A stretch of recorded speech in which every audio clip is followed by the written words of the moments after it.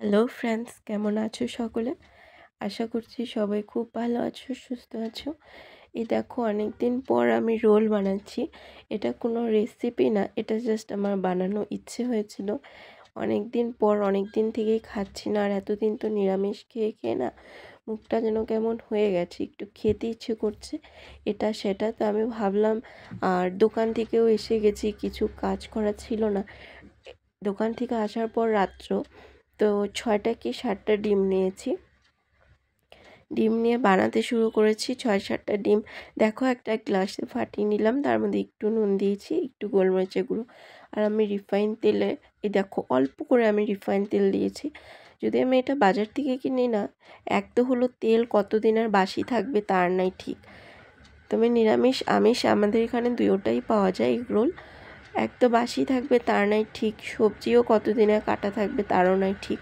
তো আগে আমি গোলমরিচের গুঁড়োটা অ্যাড করে নিই, তারপর নিয়েছি। কারণ হলো, যতই হোক ডিম একটু শকরা জিনিস, তার জন্য ওই ছোঁয়াছানি সব কিছু লাগিয়ে নষ্ট করে ধুয়ে মুছে বারবার খাটনি করার দরকার নেই।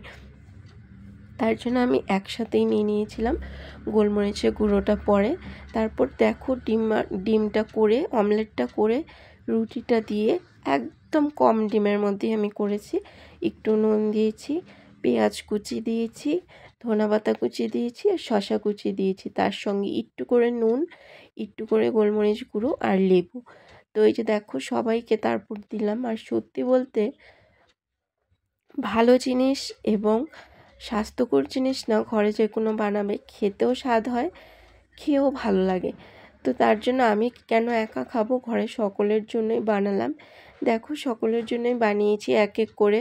প্রথমে তো আমার বাবাকে দিলাম, আমার বাবার খুবই পছন্দ এই রোল, এগ রোল। তো বাবাকে আগে দিলাম, তারপর এই যে দেখো এক এক করে বাবাকে বানানোর পর বাবা বলছে উনি আরেকটা খাবে, খুব ভালো লেগেছে। জানোই তো বন্ধুরা, ঘরের জিনিস না সবসময় স্বাদেরই হয়, কারণ এর মধ্যে আমরা সব কিছু পরিমাণ মতন দিয়ে এবং একদম পরিষ্কারভাবেই করার চেষ্টা করি। তো দেখো, সুন্দর করে ফোল্ড করে, আমার কাছে টিস্যু পেপার ঘরে সবসময়ই থাকে।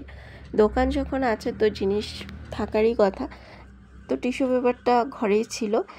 আর বাদ বাকি সবজি তো সবসময় অলওয়েজ আমাদের ঘরেই থাকে। প্রথমে আমি ডিমের মধ্যে সস দিতে ভুলে গেছিলাম, তারপর এক এক করে সস দিয়েছি। শুধু মেটটা বাদে, মেটটার মধ্যে আমি আর সস দিইনি। খাবে না করে আমার হাজব্যান্ড দুটো আর আমার বাবা দুটো খেয়ে নিয়েছে। আমি, আমার মেয়ে আর শাশুড়ি মা একটা করেই খেয়েছি। তো কেমন লাগলো আমার ছোট্ট করে এগ রোল রেসিপি, তোমাদের শেয়ার করলাম। আশা করি তোমাদের ভালো লাগবে। এরকম ঘরে বানিয়ে খাওয়ার চেষ্টা করো, সত্যি খুবই ভালো হয়, হেলদি হয় এবং খেতেও স্বাদ হয়।